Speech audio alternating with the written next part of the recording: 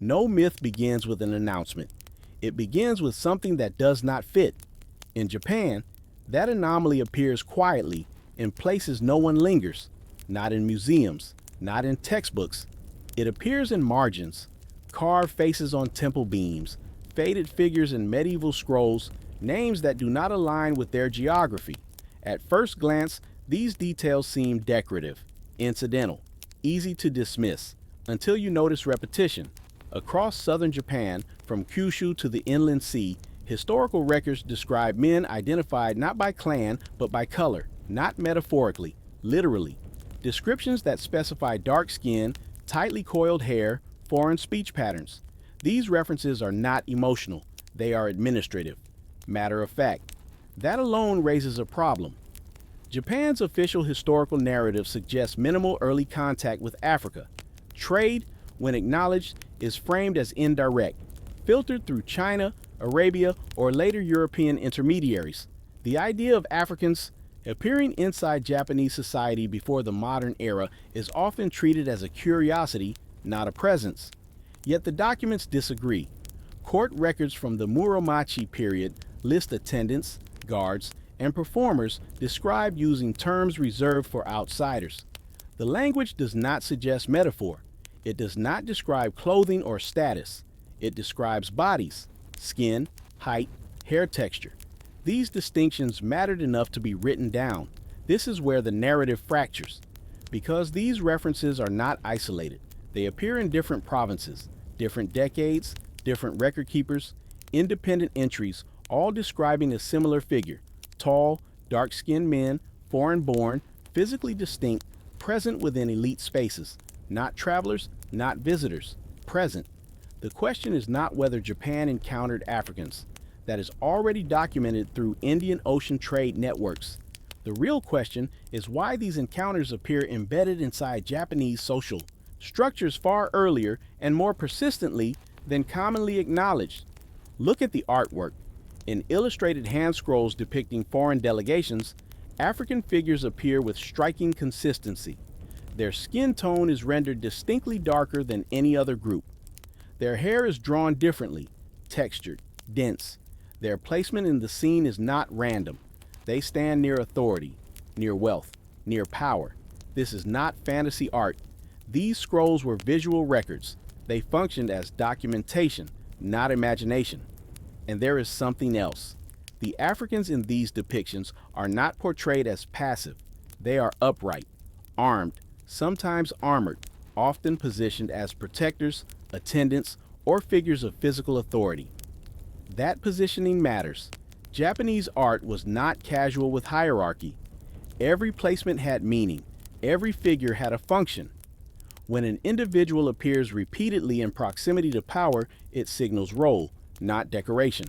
Now shift from art to language.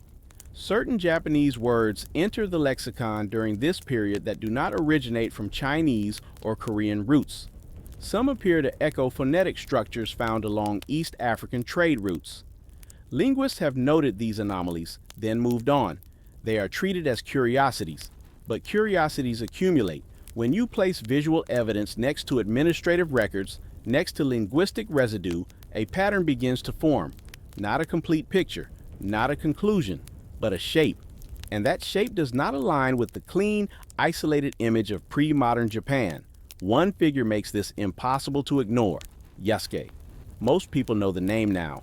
A towering African man who served under Oda Nobunaga in the 16th century.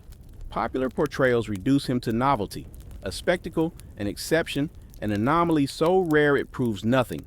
But Yasuke was not written about as a novelty. Jesuit records describe him as intelligent, composed, and trusted. Japanese accounts note his physical presence, yes, but also his role. He carried weapons. He stood beside a warlord. He was given a stipend. These are not symbolic gestures. They are structural. And here's the problem. Yasuke appears suddenly in the narrative, fully formed, already integrated. No adjustment period. No explanation of how a foreign man with no known lineage navigated the most rigid social hierarchy in Japan. Unless he wasn't the first. Unless the system had already made room. When a society encounters something truly unprecedented, it reacts loudly. There is confusion, resistance, documentation, curiosity. But the records surrounding African figures in Japan are calm, procedural, almost indifferent. That suggests familiarity, which leads to the uncomfortable possibility that Yasuke was not an anomaly at all, but the most visible surviving example of a presence already normalized enough to be unremarkable to those recording it. The legacy, then, is not hidden because it never existed. It is hidden because it was absorbed quietly, recorded plainly, and later edited out through omission rather than denial. This is not about rewriting history. It is about noticing what was never meant to be emphasized. And once you begin noticing, it becomes very difficult to stop. History doesn't erase by deleting. It erases by redirecting attention. To understand how Africans reached Japan and why their presence was quietly normalized, you have to ignore the maps most people are shown and follow the ones merchants actually used. Long before Europe touched the Indian Ocean, African sailors were already navigating it. From the Swahili coast to the Horn of Africa, maritime cultures developed shipbuilding techniques designed for long-distance travel. These were not river vessels. They were blue water craft, built to survive monsoon cycles, designed to move with seasonal winds that connected East Africa to Arabia, India, and Southeast Asia. These routes were stable, predictable, used repeatedly. Japanese history often frames contact as arriving from the West through China, but trade does not move in straight ideological lines. It moves where profit allows it to move. By the 8th century, African merchants were already present in ports across the Indian subcontinent. Persian records describe them. Arab chroniclers describe them. Chinese sources acknowledge dark-skinned foreign traders arriving by sea. None of this is controversial. What is rarely addressed is the final leg. From Southeast Asia, maritime trade extended into the Japanese archipelago. Goods moved through Ryukyu, through Kyushu, through coastal ports that were economically active centuries before Japan centralized politically. And people moved with goods. Japanese port cities were not isolated fishing villages. They were commercial nodes, multilingual, multi-ethnic, temporarily populated by traders, sailors, guards, and specialists from across the Indian Ocean world. When Africanized, sailors arrived in these ports, they were not appearing out of nowhere. They were part of an existing commercial ecosystem, and ecosystems normalize what they depend on. Records from early Japanese ports mention foreign communities living near docks, people who stayed seasonally, sometimes permanently. These communities were tolerated, regulated, and taxed. Again, this is administrative language, not legend. What stands out is how often physical description is used to distinguish Africans from other foreigners. Not religion, not origin. Physicality. That tells us something important. Africans were visible enough and present enough to require consistent categorization. Now look at who traveled. Maritime trade was not carried out by merchants alone. Ships required protection. Crews required enforcement. Valuable cargo attracted violence. Across the Indian Ocean world, Africans were widely employed as guards, sailors, and security personnel, not because of mythology, but because of experience and reputation. They were known as disciplined, physically capable, and loyal within contract systems. Those same traits are exactly what Japanese warlords valued. Japan during the medieval period was not peaceful. Power was decentralized. Daimyo competed constantly. Ports were strategic assets. Foreign guards offered something local, retainers did not. Neutrality. No clan ties, no inherited loyalties. Loyalty was contractual. This makes African presence not only plausible, but useful. That utility explains why Africans appear near elites in Japanese art and records, not as rulers, not as curiosities, as professionals. And professionals leave less dramatic traces. There is no reason to romanticize this. There was no grand integration ceremony, no ideological embrace of diversity. It was transactional, but transaction creates permanence. When foreign specialists prove reliable, they are retained, housed, integrated into households, given status. Proportional to function. This is how Yasuke fits, not as an exception, but as a continuation. By the time Europeans arrived in Japan, African men were already known quantities within elite spaces. Jesuit accounts describe Japanese curiosity, yes, but not confusion. Nobunaga's interest in Yasuke was personal, not institutional panic. The system did not break to accommodate him, it absorbed him. And absorption is harder to see than resistance. Now consider what happens when Japan begins to centralize its identity. As the Tokugawa shogunate solidified power, it also solidified narrative. Social classes became rigid. Foreign presence became regulated. External influences were categorized, ranked, and eventually restricted. This is when memory becomes selective. Africans, who had arrived through informal networks, trade routes, and private service, did not fit neatly into official foreign categories. They were not diplomats, not missionaries, not conquerors. They were useful, until Japan no longer needed them. Once maritime access narrowed and foreign trade was constrained, the pathways that allowed African presence collapsed. Communities thinned. Records stopped being updated, not erased, simply abandoned. An abandoned history does not disappear, it sinks. Centuries later, when modern historians reconstructed Japan's past, they relied heavily on centralized Tokugawa-era records. Earlier, decentralized port records were treated as peripheral. Visual evidence was categorized as exotic art. The result is a narrative where African presence appears suddenly, once, then vanishes. But real history doesn't behave like that. It moves gradually, it fades unevenly, and when you follow the routes instead of the ideology, the disappearance stops looking mysterious. It starts looking intentional. Not because someone conspired to hide it, but because no one prioritized remembering it. And that neglect is far more powerful than censorship. If Africans truly had no lasting presence in Japan, the images wouldn't exist. History can lie in text. Images are harder to explain away. Scattered across Japanese art collections are visual anomalies historians quietly label as foreign figures.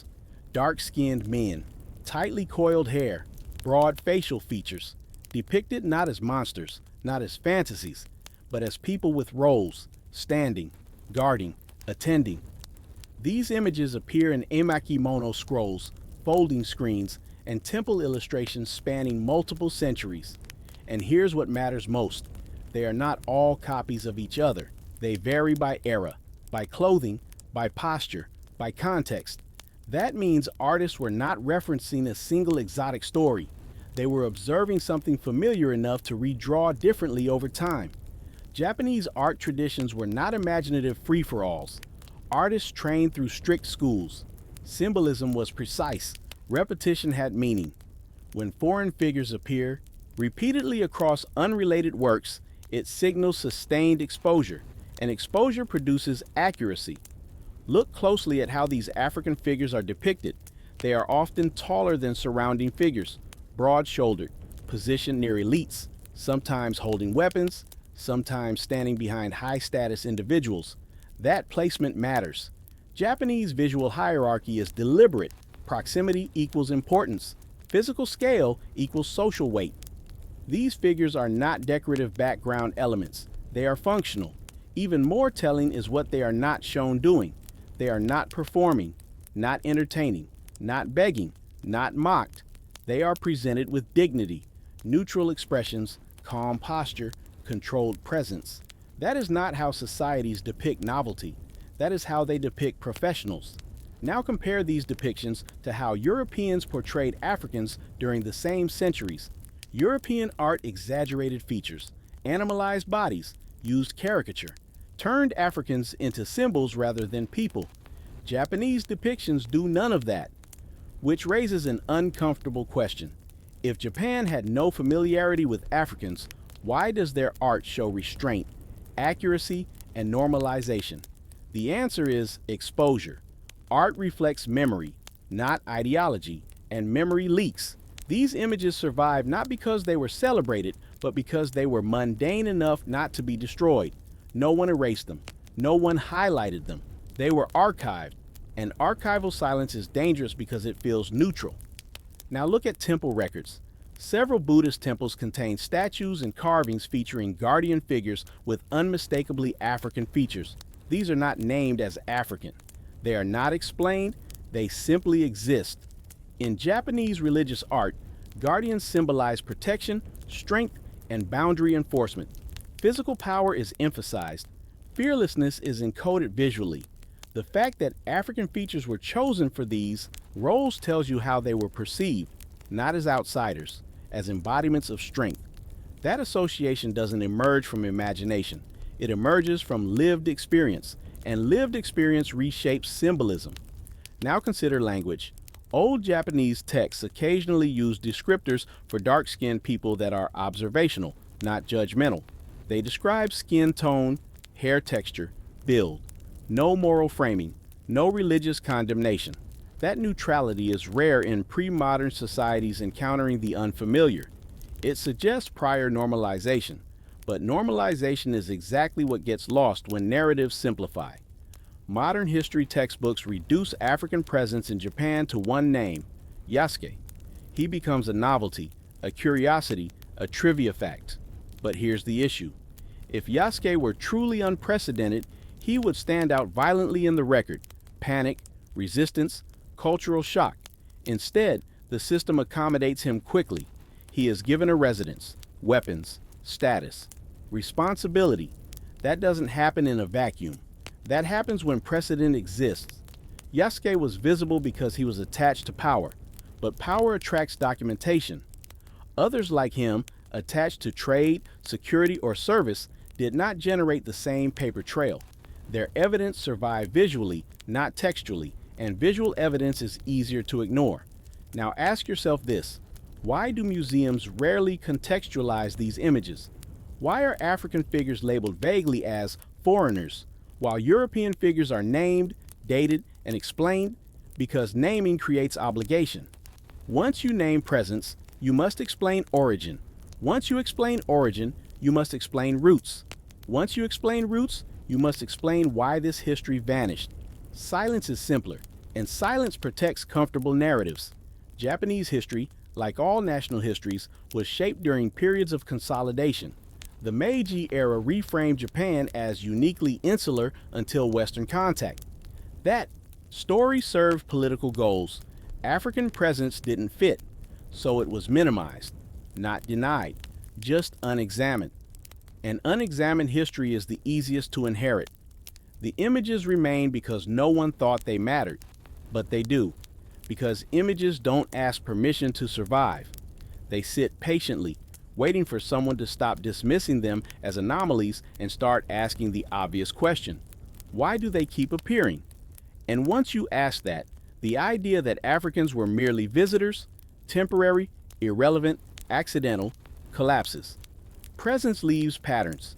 Patterns demand explanation. And the explanation forces a reckoning with a past far more interconnected and far less isolated than we were taught to believe. And we're not done yet, because images are only the surface. What lies beneath them is embedded in bloodlines, rituals, and names that quietly carry this legacy forward, long after the images stop being noticed. Images can be dismissed. Art can be reinterpreted. But language is harder to silence, because language doesn't live in museums, it lives inside people. And this is where the story stops being visual and becomes structural. When researchers cross-reference Japanese name databases, not African records, not speculative sources, they found something quietly explosive. Dozens upon dozens of names, greetings, and phonetic structures that align with West African, particularly Edo and Southern Nigerian, linguistic systems, not similar in theme, similar in function. That distinction matters. Languages borrow surface words easily: food, trade goods, technologies, but they almost never borrow core identity words: names, greetings, ritual terms. Those survive conquest, migration, erasure. They are conservative by nature, which means when they align, something older is speaking. Take greetings. In Edo languages, do functions as an acknowledgement, a recognition of presence. In Japanese, Daocho appears across confirmation, acknowledgement, and continuity. not as slang, as structure. That's not proof by itself. But then it keeps happening. Names tied to identity, timekeeping, rhythm, and ritual show overlapping phonetics and meanings across systems that are not supposed to touch. One or two overlaps, coincidence, 10, curious, over 100, that's residue. This isn't about claiming modern Japanese is derived from African languages. That's not how language works. This is about layers. Languages are sedimentary. They don't replace, they absorb. Older linguistic logic gets buried under newer grammatical frameworks, but traces remain, especially in names. Names don't translate, they endure. Now consider symbolism. In Edo cosmology, the moon is tied to beauty, attraction, femininity, cycles, and time. In Japanese culture, Tsuki, the moon, carries the same symbolic load: beauty, reflection, cycles, rhythm. Moon symbolism is never casual. It governs fertility calendars, ritual timing, agricultural cycles, gendered meaning. When two civilizations align symbolically around the same celestial object, it suggests shared cosmology, not borrowed vocabulary. Cosmology doesn't spread through trade alone. It spreads through people, people who live, marry, settle, have children, and children inherit language before ideology, which means these alignments had to occur before rigid national identities existed, before Japan meant what it does today. This points to a period when the Japanese archipelago was not isolated, but networked, connected by maritime routes that treated oceans as highways, not barriers. West Africa was never static. Long before European ships dominated the seas, African traders, sailors, and pilgrims moved eastward through the Nile corridor, Arabia, the Indian Ocean, into South Asia, Southeast Asia, and beyond. This isn't fringe theory, it's established maritime history. The difference is, what happens when those routes don't stop at ports, but continue? Japan didn't need to be colonized to be connected. It needed to exist in a world where movement preceded borders. And when people move, they don't just bring goods, they bring names. Now here's the part modern history avoids. Once a population becomes absorbed, renamed, culturally reclassified, visually reframed, its language doesn't disappear cleanly. It fractures. Some words become regional dialects. Some become surnames. Some become ceremonial phrases no one questions anymore. They're just how things are said. That's how erasure works. Not by deletion, by normalization without explanation. During Japan's modernization push in the Meiji era, identity became strategic. Japan needed to present itself as unified, disciplined, and legible to Western powers who ranked nations by race and perceived civility. Blackness was suddenly a liability. Southern features became regional. Older populations were folded into broader identities. Linguistic irregularities were standardized. What didn't fit wasn't destroyed. It was ignored. And ignored things don't trigger defense mechanisms. They fade quietly. But fading isn't forgetting. Language remembers what history edits out, which is why these alignments are so dangerous, because they don't rely on belief. They rely on pattern recognition. You don't need to accept a grand narrative to acknowledge that names with shared phonetic logic and shared symbolic function across distant civilizations demand explanation. An explanation forces questions modern frameworks aren't designed to answer. If Africans were never part of Japan's early population, why do these linguistic residues exist? If Japan was always homogeneous, why do its oldest layers refuse to behave that way? And if these connections are accidental, why do they cluster around the most durable elements of culture? Identity, time, ritual, acknowledgement? Coincidence explains surface overlap. It does not explain structure. And structure is where truth hides. Because once names align, you're no longer arguing about visitors. You're arguing about ancestry. Not genetic ancestry, cultural ancestry. The kind that survives even when faces change and stories are rewritten. And this is where the narrative tightens. Because if language preserved what art hinted at and art preserved what photographs later confirmed, then what we're looking at isn't myth. It's a buried layer. And buried layers don't disappear. They wait. And in the next part, we reach the moment history loses control of the narrative entirely. Because when the camera arrived, before the story could be cleaned up, it captured something that cannot be explained away by metaphor, symbolism, or coincidence. It captured people. And once you see them, there is no going back. Stories can be debated. Symbols can be reinterpreted. Language can be explained away. But photographs don't negotiate. They don't persuade. They don't argue. They simply exist. And that's the problem. By the late 1800s, Japan was changing rapidly. Railways, uniforms, conscription, bureaucracy, a nation reorganizing itself to survive in a Western-dominated world. This was the Meiji period, when Japan learned the rules of global hierarchy and adjusted accordingly. And right in the middle of that transition, the camera arrived too early, before history could be sanitized, before identity could be streamlined, before uncomfortable populations could be quietly absorbed and forgotten. What those cameras captured is what modern narratives still struggle to explain. Not a single figure, not an exception, not a curiosity, patterns. The earliest images are the hardest to dismiss. Uniformed men, ranked, recorded, standing with authority. These are not laborers, not performers, not entertainers. These are officers. An officer is not accidental. Officers are vetted, trained, and trusted by the state. You do not place a foreign anomaly into command roles inside a modernizing imperial army.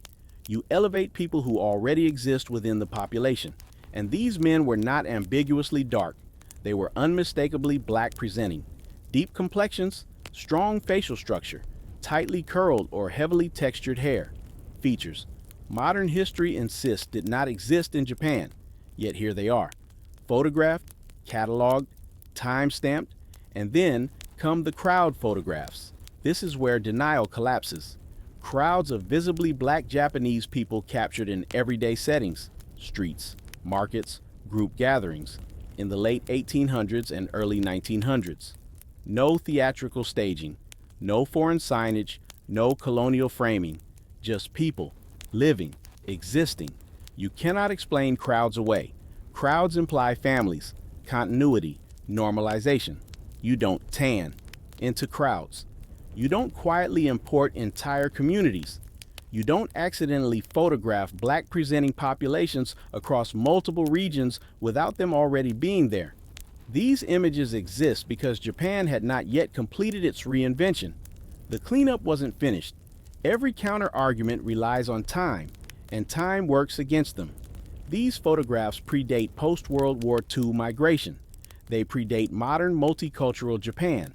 They predate global tourism and international labor flows, which means the usual explanations fail immediately. They were foreigners.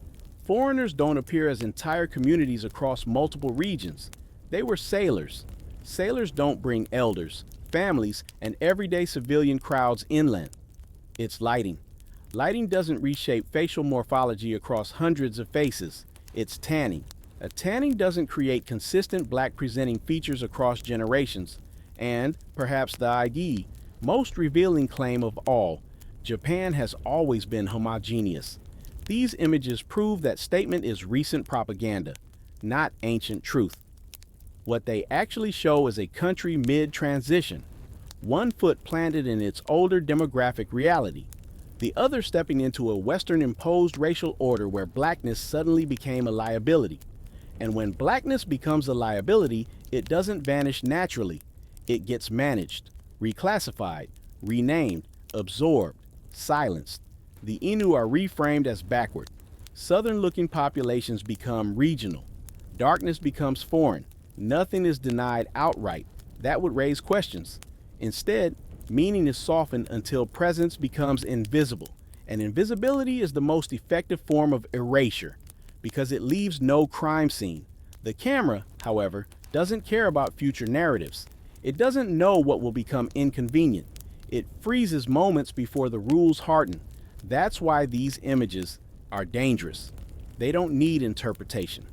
They don't ask for belief. They demand explanation. And modern history doesn't have one that survives scrutiny, because once you admit these people existed, not as visitors, not as anomalies, but as communities, everything else unravels. You must ask what happened to them, and once you ask that, you must ask who benefited from forgetting. This is not about Japan alone.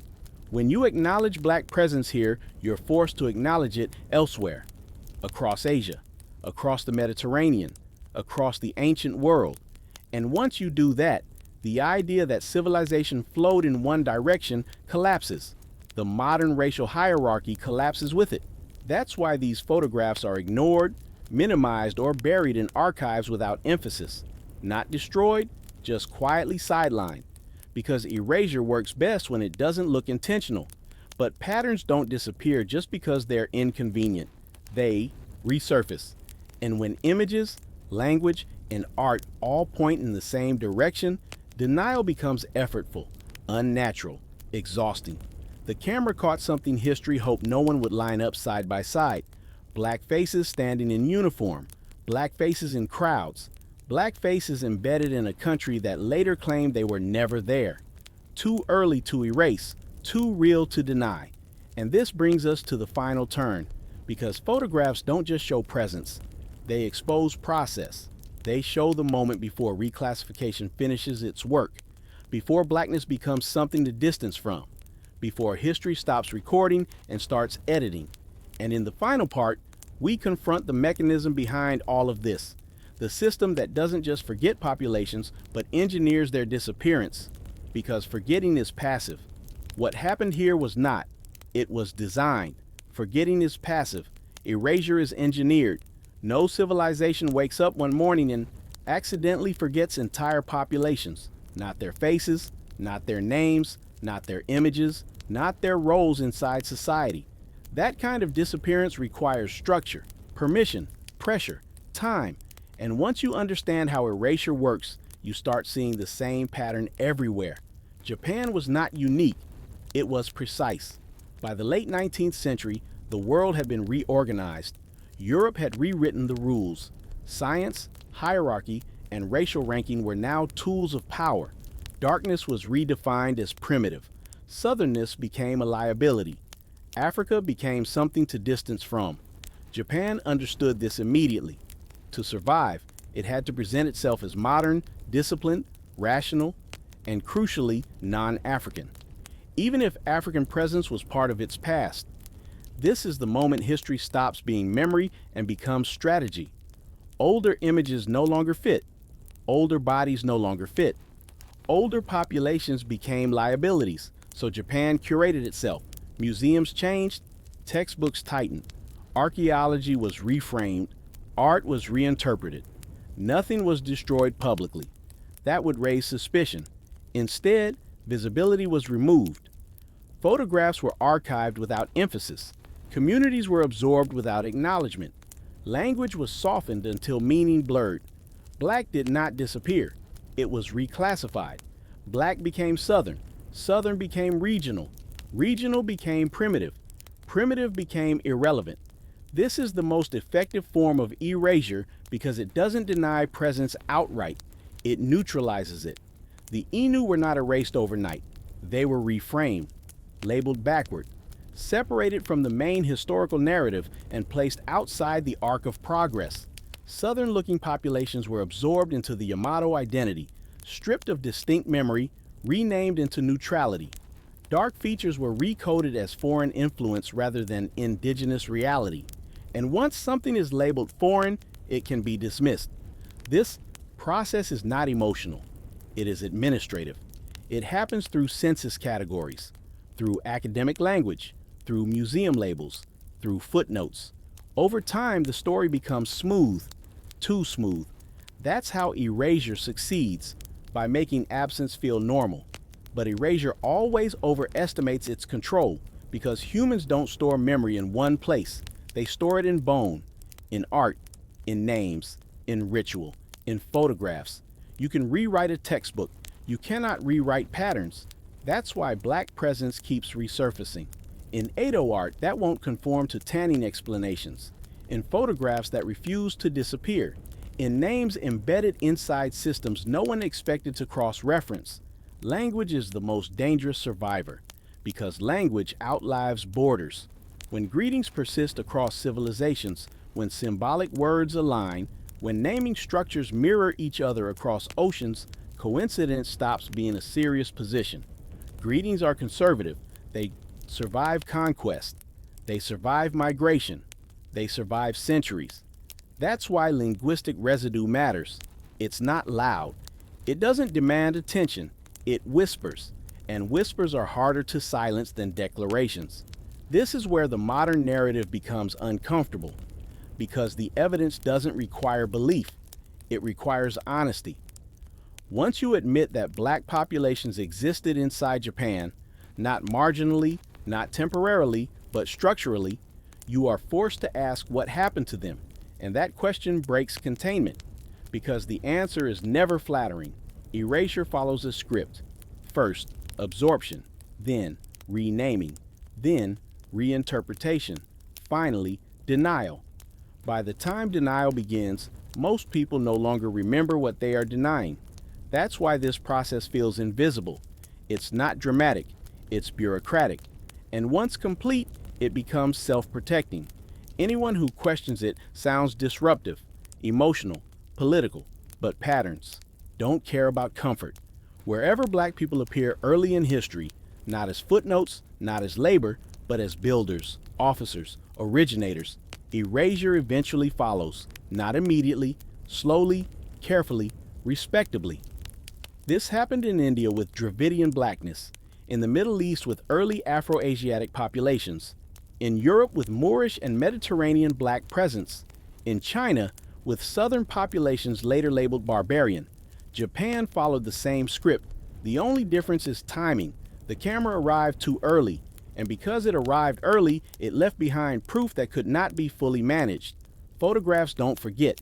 They don't explain themselves. They don't apologize. They don't adjust to new narratives. They wait, quiet, patient, in archives, until someone looks twice. And once you do, the silence becomes louder than any argument. This is why the conversation never stays contained, because once you acknowledge erasure here, you begin to see it everywhere. And once you see the pattern, it becomes impossible to unsee. Which brings us to the final question. Not, were they there? The evidence already answers that. The real question is, why was it so important that we forget? Because when blackness is shown as early, global, mobile, and foundational, the modern hierarchy collapses at the root. Civilization no longer flows in one direction. Power no longer looks inevitable. History stops flattering those who wrote it. That's why erasure doesn't target weakness. It targets threat. And in the final part, we confront the consequence of that truth, not just for Japan, but for how history itself decides who belongs at the beginning. Because once erasure fails, silence no longer holds. And history panics, not when it's wrong, but when it's caught. History doesn't panic when it's wrong. It panics when it's caught, because being wrong can be corrected quietly. Being caught changes who gets to speak. Once you line up the photographs, the art, the language, the bodies, the silence collapses, not all at once, but irreversibly. This is the moment the narrative loses control, because the evidence doesn't come from one discipline. It doesn't rely on belief. It doesn't ask permission. It converges. Photography freezes people before the story was cleaned up. Art preserves bodies before they were sanitized. Language carries memory across centuries without asking historians first. Bones whisper what textbooks refuse to say aloud. And when independent systems agree, denial stops being scholarship. It becomes strategy. This is why modern history reacts defensively, not analytically, when these patterns surface. Because the implications are not small. If black populations existed inside Japan early, not as anomalies, not as curiosities, but as normalized communities, then Japan did not emerge inside a closed, pale, isolated origin myth. It emerged inside a world where blackness was not marginal. And that forces a larger reckoning, because Japan was never alone. If Japan was more diverse than admitted, then East Asia was more diverse than taught. If East Asia was more diverse, then Africa's civilizational reach was wider than allowed. If Africa's reach was wider, then the modern racial hierarchy collapses. That is the chain reaction history works over time to prevent. This is why figures like Yasuke are permitted, but controlled. An exception protects the rule. One individual can be celebrated, populations cannot. Officers in uniform are dangerous. Crowds are catastrophic, because crowds mean continuity, families, reproduction, normalization. You don't explain away crowds. You manage them by making them invisible. This is why the photographic record matters so deeply. These images are not opinions. They are not myths. They are not reconstructions. They are moments captured before identity became strategic, before Japan finished deciding which version of itself the world was allowed to see. That is what makes these images dangerous. They exist in the gap between reality and revision, too early to erase, too real to deny. And once you accept that erasure occurred here, the final illusion collapses. Erasure is not random, it is selective. Black presence is always erased last, not first. It is tolerated in ancient periods when it can be dismissed as primitive. But once black people appear as rulers, officers, builders, intellectuals, originators, the danger becomes too great. That's when the cleanup begins. This is why blackness is not simply excluded. It is reversed. Instead of origin, it becomes absence. Instead of foundation, it becomes footnote. Instead of normal, it becomes anomaly. History doesn't say, they were never here. It says, they don't matter. And that is far more effective, because it teaches people not to look. But erasure always underestimates one thing. Patterns survive control. You can erase names from textbooks, but not from naming systems. You can reinterpret art, but not erase repetition. You can archive photographs, but not change what they show. And eventually, someone lines things up, side by side, without permission, without fear. And once that happens, the silence breaks. This is not about replacing one myth with another. It's about dismantling the myth that history is neutral. History is curated. History is political. History remembers what power allows it to remember. That doesn't make it false. It makes it incomplete. And incompleteness is where truth hides. The question was never whether African heritage existed in Japan. The evidence answers that. The real question is why acknowledging it destabilizes so much, because it reveals something modern society is built to obscure. Blackness was once global, mobile, foundational, not marginal, not late, not peripheral, which means the modern racial order is not ancient. It is recent, engineered, maintained, and deeply fragile. That is why these conversations trigger resistance, because they don't just change what we know about Japan, they change what we know about ourselves. They force history to answer a question it avoids at all costs. Who benefits from forgetting? Because forgetting is never neutral. Someone always gains, and someone is always erased. The images survive, the names survive, the patterns survive. Not because they were protected, but because erasure is never perfect. And now the silence no longer holds. This is not the end of the story. It's the point where the story can no longer pretend it didn't happen. Because once you see it, truly see it, history can't unsee you, and neither can you.